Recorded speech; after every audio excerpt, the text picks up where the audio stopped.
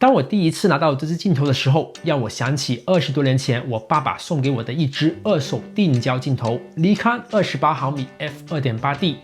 当年正是因为它开启了我的摄影之旅。如今2021年，这支尼康的28mm f2.8 SE 镜头搭配尼康的 Z 卡口无反相机，又会碰撞出什么新的火花呢？本期视频让我聊一聊我最近的一些真实使用感受。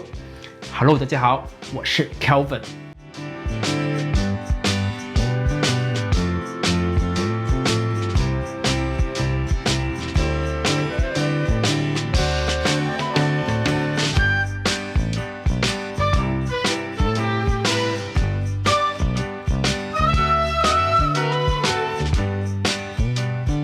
这支尼康的28mm f2.8 Z 卡口镜头是和今年尼康红极一时的 ZFC 半画幅无反相机同时发布的。我手上这支是 SE 版本，那它的复古的造型呢，或许和如今已发布的其他 Z 卡口镜头格格不入，采用滚花设计，再现昔日尼克尔镜头的设计语言。那在今天看来啊，它好像单纯是为了搭配同样是复刻尼康 FM2 胶片相机的 ZFC 而存在。不过有意思的是，它并不是一支半画幅镜头，而是全画幅镜头。那所以啊，它还可以在 Z5、Z6、Z7、Z9 系列的这个全画幅机身上面使用，而在半画幅的 Z50 和 ZFC 相机上面呢，它就变成了等效42毫米焦距的镜头。我在想，尼康是不是暗示着在不久的将来，他们还会推出一款复古造型的全画幅相机呢？不知道你们是否会期待呢？欢迎大家把自己的想法打在公屏上。这支尼康28mm f2.8 镜头重量仅为160克，整个镜头基本上都是塑料材质。镜头内部结构为8组9片，其中包括2枚非球面镜片、7片光圈叶片，长度为4.3厘米，最大光圈为 f2.8， 最小为 f16， 建议零售价格为2000人民币左右。那这支镜头的滤镜口径呢是52毫米的直径。那不过啊，有意思的是，它的前镜片却是非常的小。那不少网友啊还开玩笑的说，这是小孔成像的镜头。这支镜头给我的第一感觉就是轻便，非常适合日常挂机使用。无论搭配的是半画幅的 Z50、ZFC 还是全画幅的 Z5、Z6、Z7 系列，它的体积和重量都不会让拍摄者带来压力。那不过啊，如果你们搭配的是 ZFC， 那我相信啊，这样子的组合也是非常适合用来挂在身上面，作为一个服饰的搭配，又或者把它当做一个拍摄的道具。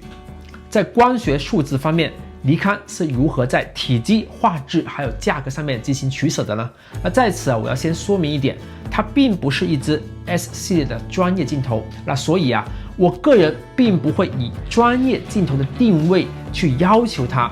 而是站在普通的这个摄影爱好者的角度去谈一谈我的一些使用感受。首先，在锐度方面，搭配2450万像素的 Z6 二代，在全开光圈下，中心锐度较好，边缘锐度还 OK。当光圈收到去 F4 之后，无论中心还是边缘锐度都有明显提升。当光圈继续缩小到 F5.6 到 F8 的时候，中心和边缘锐度都达到最优。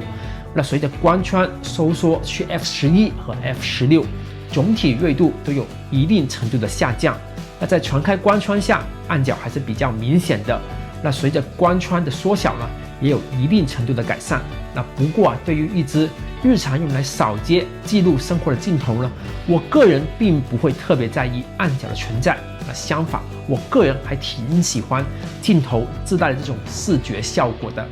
那在指边表现方面呢，这支28mm f2.8 镜头只可以说是不过不失。而在全开光圈 f2.8 下呢，它的确存在轻度的指边。那随着光圈缩小呢，也有明显的减弱。那不过对于一支入门级别并且没有任何 ED 镜片的镜头来说呢，它的总体表现已经算是不错了。那也由于它并没有高级镀膜的加持，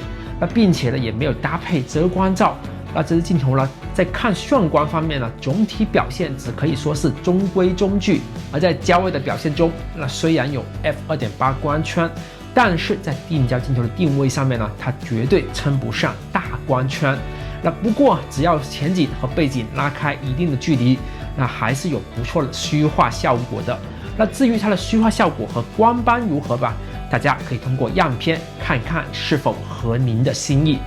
在对焦速度方面，这支镜头总体表现还是不错的，抓拍人物、拍摄静物对焦都十分干脆，哪怕从近到远相互切换这个焦点，对焦响应速度还是不错的，那绝对可以满足普通用家日常的这个拍摄使用。这支镜头的最近对焦距离仅有19厘米，用它在餐厅拍摄食物照片，在公园拍摄花花草草都是不错的。那只不过在近距离拍摄并且全开光圈下呢，它的锐度有明显的减弱。那对于一支小巧的镜头，我个人觉得是非常适合用来拍摄视频时候使用的，无论是手持拍摄还是使用轻便的稳定器拍摄，那无论是在全画幅相机的28毫米焦段，那还是在这个半画幅相机上面的等效42毫米的焦段，它都适合用来记录生活，拍摄一些生活中琐碎的片段。那虽然呢不是 S 系列的专业顶级镜头的这个定位，但是它的呼吸效应控制还是一如既往的好。那这一点真的是值得友商好好学习。28毫米的焦段在如今的全画幅无反相机上，或许并不是特别多人关注，但是它绝对是我们不少人熟悉的焦段。上一年 iPhone 12系列，今年 iPhone 13系列的广角镜头，也就是我们熟悉的 iPhone 主镜头，焦段均为26毫米，约等于28毫米焦。那它并不会像24毫米那样的广角镜头边缘有明显的拉扯，造成构图上面的限制，也不会像35毫米镜头那样子，拍摄角度相对较窄。28毫米这样子的焦段呢，可以完美覆盖我们日常生活中拍摄大部分的拍摄题材了。f2.8 的最大光圈不仅可以给我们带来一定的这个背景虚化，还可以给我们带来一定的这个进光量。那无论是室外还是室内，白天还是黑夜，它都可以应付自如。而对于 CFC 的用户来说，它的造型不仅可以完美的这个适配机身的设计，哪怕将来升级去这个全画幅的机身，它还是可以继续保留使用，非常的环保。